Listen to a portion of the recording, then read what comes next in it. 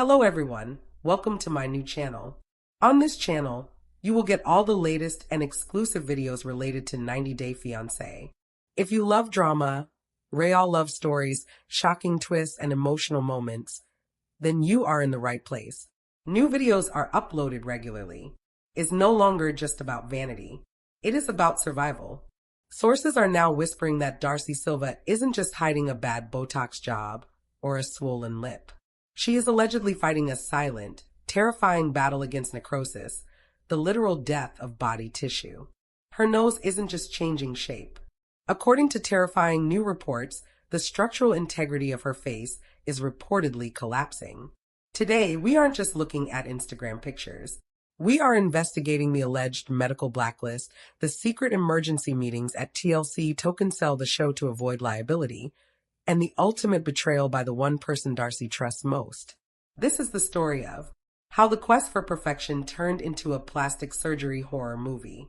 But before we unlock the medical files and expose the truth that TLC is trying to bury, I need you to hit that like button and subscribe to the Tell All Tapes. We are the only channel brave enough to 1:07 what the network won't. If you want the unvarnished truth about the 90-day universe, turn on those notifications right now. You do not want to miss the update we have coming on the reconstruction efforts. To understand the magnitude of this tragedy, we have to go back. We have to look at the ghost of DARCEY's past. It is almost painful to look at photos from 2010 to 2015. If you pull up the archives, you see a woman who was undeniably beautiful. There was a natural glow, a genuine smile that reached her eyes, and a facial structure that was unique, ethnic, and real. This was the girl next door era. When we first met DARCEY on 90 Day Fiancé, she was desperate for love. Yes, but she looked human. She had softness. Her jawline was strong but feminine. Her eyes had a distinct shape that hadn't been pulled into an alien slant, and her nose fit her face perfectly. But lurking beneath that natural beauty was the twin war psychology that to understand why a woman would risk necrosis and permanent disfigurement. You have to understand the dynamic between DARCEY and Stacey. For 40 years, they have been locked in a silent competition. Insiders suggest that growing up, there was always a question of who was the pretty one. It is a toxic feedback loop. If Stacey got a highlight, DARCEY went blonde. Stacey lost 5 pounds, DARCEY lost 10. This wasn't just sisterly bonding. It was an arms race. And somewhere around season 2 or 3 of the show, the psychological warfare turned physical. We can pinpoint the exact moment the pillow face look began. The fans saw it instantly. The comments shifted from, "I hope she finds love," to, "What did she do to her face?" But instead of slowing down, the criticism only poured gasoline on the fire. This leads us down the slippery slope of dysmorphia. It is a tragedy of modern perception. DARCEY entered a filter feedback loop. She started seeing herself only through the lens of Snapchat and Instagram filters. Smooth, poreless, impossible.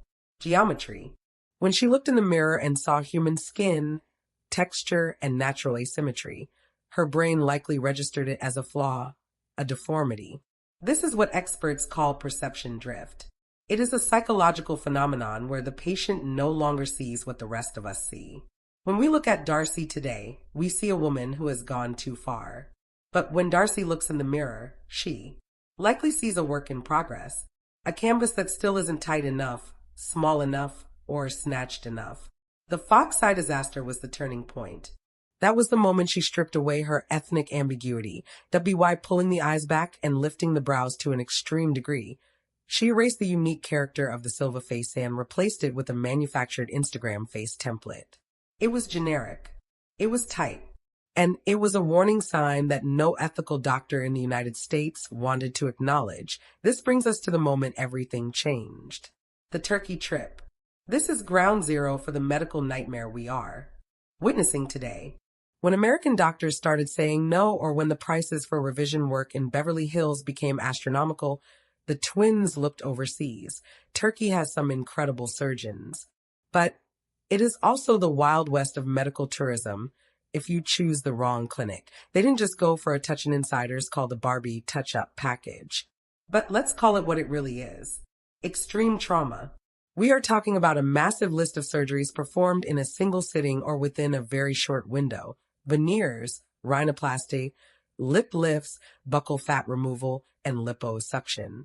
Think about the biological toll that takes on a human body.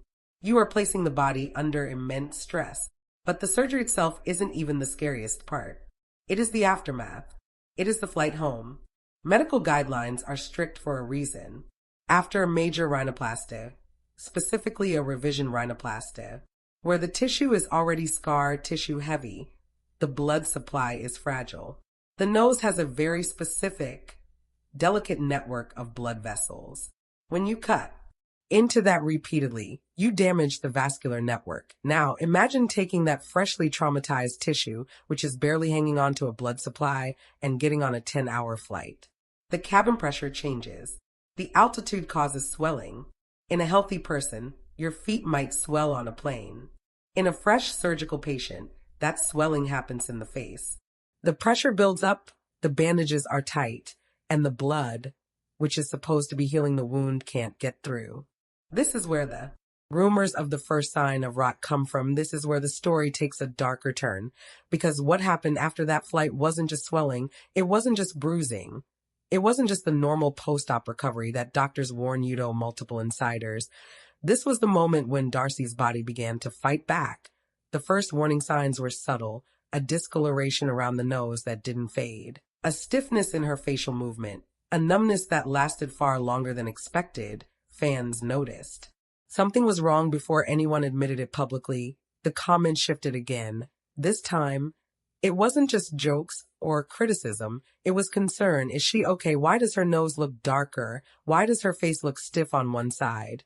These weren't trolls anymore. These were people who had watched her journey for over a decade and were genuinely scared. Behind the scenes, the situation was allegedly even more alarming. Insiders claimed Darcey experienced sudden pain spikes that didn't respond to medication. There were emergency RS, late-night phone calls. What she was reportedly being told was something no patient ever wants to hear: compromised blood flow. Let's pause here, before the medical reality becomes terrifying.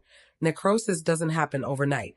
SD supply is restricted, tissue starves, oxygen doesn't reach the cells begin to die, and when that happens on the face, especially the nose, the consequences are catastrophic. The nose is not just skin and cartilage, it's a structural pillar of the face, supported by delicate blood vessels that can BA, and Darcey's nose wasn't just traumatized once.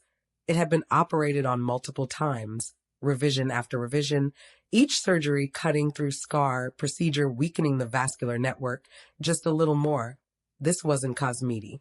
Another procedure could result in permanent collapse, that the tissue might not survive, that reconstructive surgery might be the only option left, and even that wouldn't restore what was lost. But here's where the story becomes tragic. Instead of stopping, Darcey allegedly pushed forward. Why? Because she didn't see what they saw. This is where dysmorphia becomes deadly. When a person suffers from body dysmorphic disorder, the brain does not process reflection accurately. The mirror becomes an enemy. Every feature feels wrong. Every imperfection feels like a deformity. Filters worsen this condition. When you spend years seeing yourself digitally smoothed, reshaped, and perfected, real skin begins to feel unacceptable. Real bone structure feels outdated. Real human asymmetry feels like failure. Darcey was no longer chasing beauty. She was chasing a version of herself that only existed on a screen. And every surgery promised to bring her closer. But in reality, each surgery took her further away. According to sources, this psychological spiral made it nearly impossible for her to accept medical limits. When doctors said no, she allegedly searched for doctors who would say yes. When one clinic refused, she found another, and when local surgeons warned her of severe risks, she looked overseas. This leads us back to Turkey, but not the glamorous version of medical tourism you see on Instagram.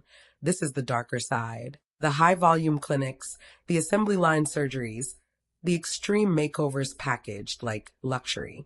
Vacations. Insiders describe the procedure's schedule as aggressive. multiple surgeries in short succession, extreme trauma to the face, body, and nervous system. Her body was placed under massive physiological stress, and that stress didn't end in the operating room. It followed her onto the plane, the long-haul flight, the cabin pressure, the swelling, the lack of proper post-op monitoring, all created the perfect storm. By the time she landed back home, according to sources, the damage had already begun. The tissue was struggling to survive. Blood flow was compromised, and infection risk was skyrocketing. This is where the whispers of necrosis started circulating, not publicly, but in private medical circles. Doctors allegedly discussed her case as a worst-case scenario, a cautionary tale of what happens when cosmetic obsession collides with biological limits.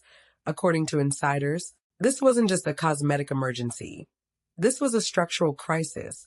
The nose began to lose support, the cartilage weakened, the skin thinned, the underlying framework began to collapse, and when the face loses its internal scaffolding, the changes become visible quickly. The nose appears shorter, the tip drops, the bridge softens, the profile changes, not by design, but by deterioration. Fans began to notice this transformation in real time. Photos looked different from one week to the next. Angles changed. Lighting revealed new shadows. Features looked unstable, not sculpted, but collapsing. And while social media tried to frame this as another beauty evolution, insiders knew the truth. This wasn't glow up, this was breakdown. Behind closed doors, Darcey was allegedly in crisis mode. There were emergency doctor visits, private consultations, confidential referrals to reconstructive specialists, not cosmetic surgeons. Reconstructive surgeons, the kind that handle trauma cases, burn victims, and severe facial damage. That alone tells you how serious the situation had become. This wasn't about contour anymore. This was about saving tissue, saving structure, saving function. According to sources, doctors warned her that without intervention, she could face permanent facial damage, loss of nasal function, breathing complications, and irreversible disfigurement. The word necrosis was allegedly spoken in private consultations, and that word changes everything. Once tissue dies, it cannot be revived. It must be removed. And what replaces it is never the same. This is where the story intersects with TLC. Because Darcey isn't just a private citizen. She's a public figure, a television personality, a brand. According to insiders, the network was alerted to the medical situation, and emergency meetings were allegedly held. Not for storyline purposes, but for liability when a cast member faces a severe medical crisis related to appearance, especially one linked to the show's public exposure. The network must assess risk, not just ethical risk, but legal risk. According to sources, TLC allegedly considered pausing production, canceling filming, and restructuring contracts to avoid being associated with potential medical negligence or encouraging harmful cosmetic behavior. This wasn't about drama anymore. This was about damage control. Insiders claim there were discussions about how to present her situation publicly, what could be shown, what could not, what narrative would be safe, what narrative would protect the network, and what narrative would protect Darcey herself. According to sources, the decision was made to minimize discussion, avoid medical specifics, and shift focus away from her appearance. This is why, allegedly, her condition was never directly addressed on screen. This is why fans were left to speculate. This is why silence became louder than any statement, and silence in situations like this always breeds suspicion. As the rumors grew, Darcey reportedly became increasingly isolated, public appearances became rare, photos became more filtered, angles more controlled, lighting more manipulated. This wasn't vanity. This was concealment. According to insiders, she became deeply anxious about being seen in unfiltered environments, live settings, or high-definition filming, because the reality of her face no longer matched the image she wanted the world to see. This created a psychological prison. She was trapped between who she used to be, who she wanted to be, and who she physically was becoming. And the person she trusted most during this crisis was her sister, Stacy. But this is where the ultimate betrayal allegedly occurred. According to insiders, Stacy did not discourage further procedures. She did not push for medical restraint. She did not advocate for stopping. She allegedly supported continued intervention, continued alteration, continued pursuit of perfection. Even as doctors warned of collapse, this wasn't malicious. This was codependent. This was the twin dynamic reaching its most dangerous point. For decades, their relationship had been built on comparison, mirroring, and competition. When one changed, the other followed. When one escalated, the other matched. When one refused to accept reality, the other reinforced denial. And in this moment, that dynamic became fatal, figuratively, and potentially literally. According to sources, Stacy allegedly encouraged Darcey to trust overseas clinics, to believe in miracle recoveries, to ignore domestic warnings, to focus on visual outcomes instead of biological safety. This wasn't betrayal out of hatred. This was betrayal out of shared delusion. And delusion is one of the most powerful forces in human psychology. It can override logic. It can override fear. It can override survival instincts. As Darcey's condition worsened, according to insiders, she began to experience functional symptoms, difficulty breathing through her nose, loss of sensation in certain facial areas, abnormal tightness, pain when smiling, pain when chewing, pain when speaking. These aren't cosmetic complaints. These are neurological and structural red flags. According to medical experts, these symptoms indicate nerve involvement, vascular compromise, and tissue instability. This is no longer a beauty issue. This is a health emergency. And yet, publicly, the narrative remained unchanged.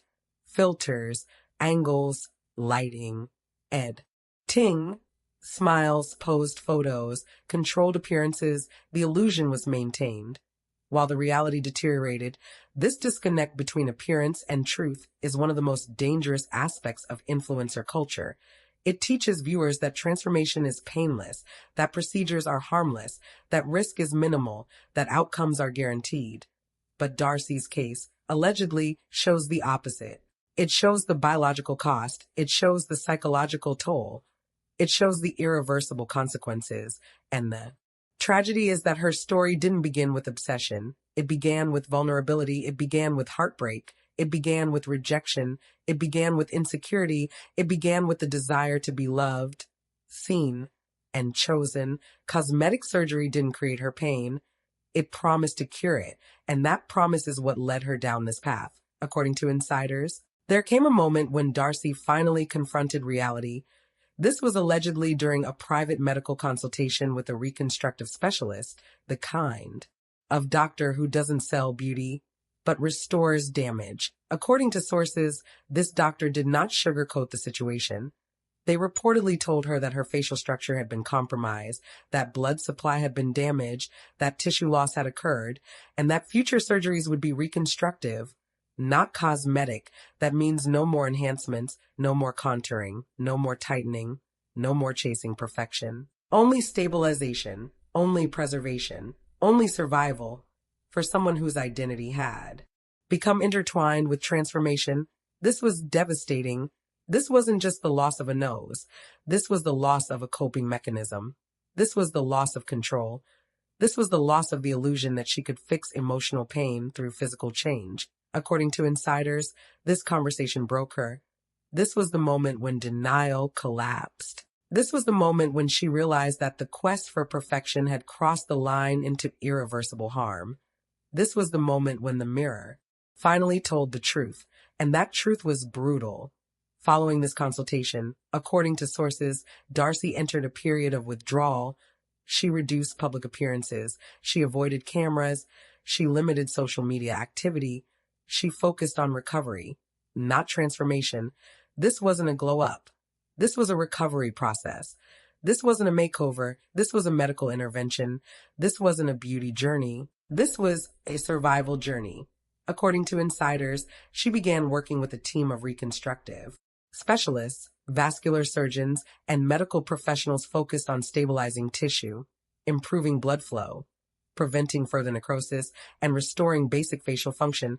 This is a long, complex, and uncertain process. Reconstruction is not about perfection. It's about restoration, and restoration is never guaranteed. Each procedure carries risk. Each intervention carries uncertainty, and each step forward could come with setbacks. This is not a story with a guaranteed happy ending. This is a story about consequences. This is a story about psychological vulnerability.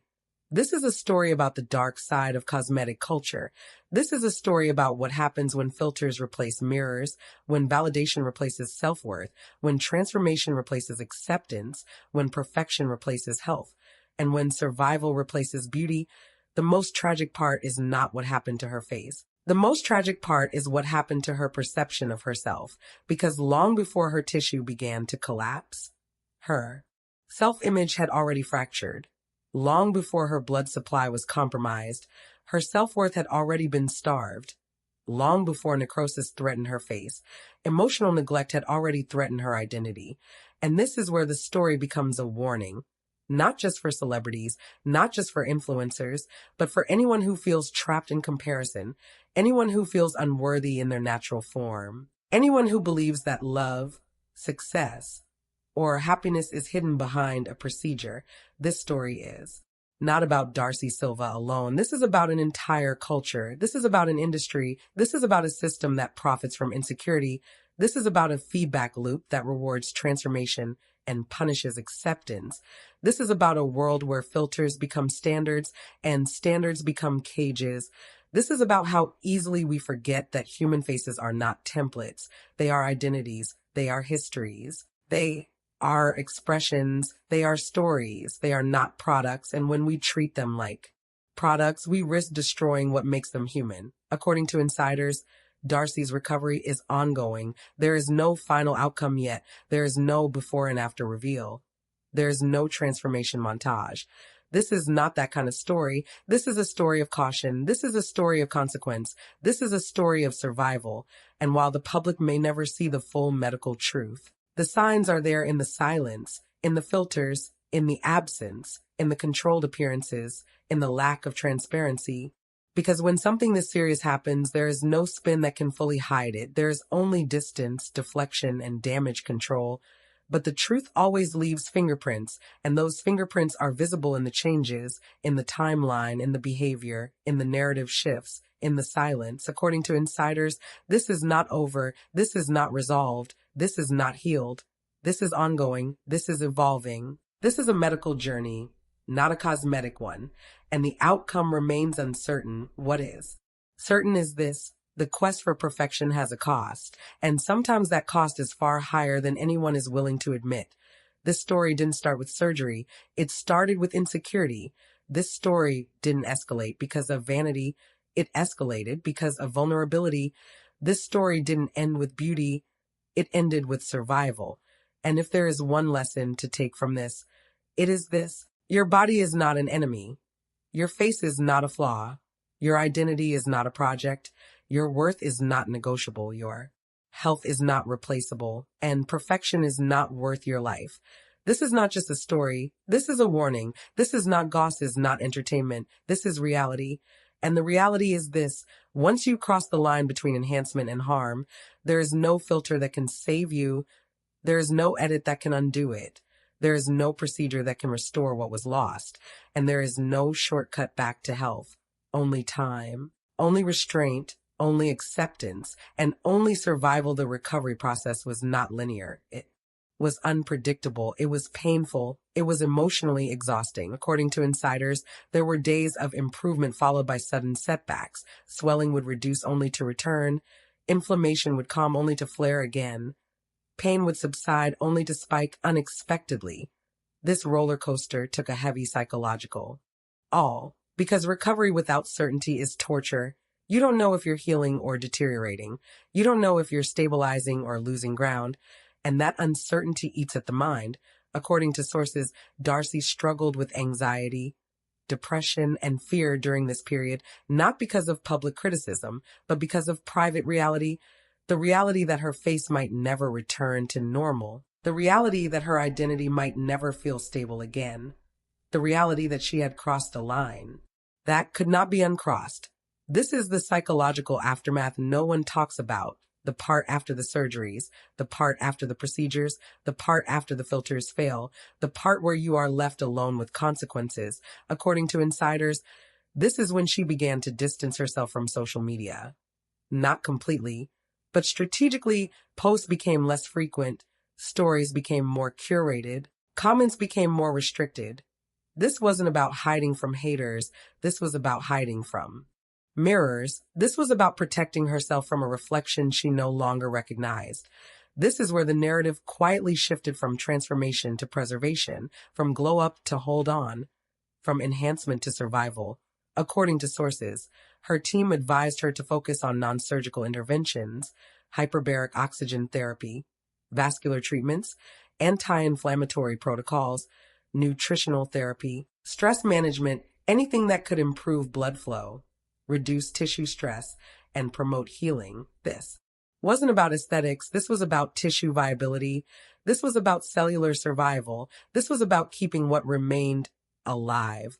This is the kind of treatment plan you see in trauma recovery, not in beauty clinics.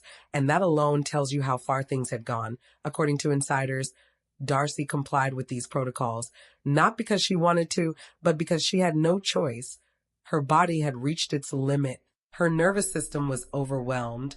Her tissue was fragile, and any additional trauma could push it beyond recovery. This is the point where the fantasy of transformation finally collapsed. There were no more miracles. There were no more shortcuts. There were no more quick fixes. Only slow, uncertain, medical stabilization. This is not the story people want to hear, but it is the story that matters because this is the reality behind the filters. This is the cost behind the glow. This is the truth behind the edits. According to insiders, there were conversations about identity. This wasn't just about her face. This was about who she was without transformation, without constant reinvention, without external validation. This was about rebuilding self-worth without surgery, without filters, without public approval. And that is a far harder process than any procedure. According to sources, this was the most difficult part of her recovery. Learning to sit with herself, learning to accept uncertainty, learning to tolerate imperfection, learning to exist without chasing an idealized version of herself. This kind of psychological reconstruction takes longer than any physical healing, and it requires confronting pain that surgery was originally meant to escape. This is where therapy became essential, not optional. According to insiders, she began working with mental health professionals, not just for stress, but for trauma, body dysmorphia, and identity reconstruction. This is not weakness. This is survival. This is not failure. This is recovery. This is not defeat. This is adaptation, according to sources. This process was emotionally raw. There were moments of grief for her old face, grief for lost time, grief for choices made, grief for the illusion that beauty could fix pain, grief for the identity she had built around transformation. And grief is not linear. It doesn't arrive once. It comes in waves, triggered by memories, photos, comments, mirrors, and silence. According to insiders, this grief often manifested as anger. Anger at herself, anger at doctors, anger at the industry, anger at social media, anger at expectations, anger at the twin dynamic, anger at the culture that rewarded change and punished acceptance, anger at the system that profited from insecurity, anger at the voices that praised her transformation while ignoring the cost, anger at the silence that followed when things went wrong. And anger is often easier than sadness because sadness requires vulnerability. And vulnerability is terrifying when your identity has been built on control. This is the psychological battlefield she entered, not by choice, but by necessity. According to sources, there were moments when she considered speaking publicly, sharing her experience, warning others, but fear held her back. Fear of judgment, fear of ridicule, fear of being blamed, fear of being dismissed, fear of being misunderstood, and fear of damaging her brand. Because in this industry, vulnerability is often exploited, not protected. Confession is often punished, not rewarded, and truth is often buried, not celebrated, according to insiders. This internal conflict delayed public acknowledgement. This is why fans receive silence instead of explanation. This is why speculation replaced transparency. This is why rumors filled the void. This is why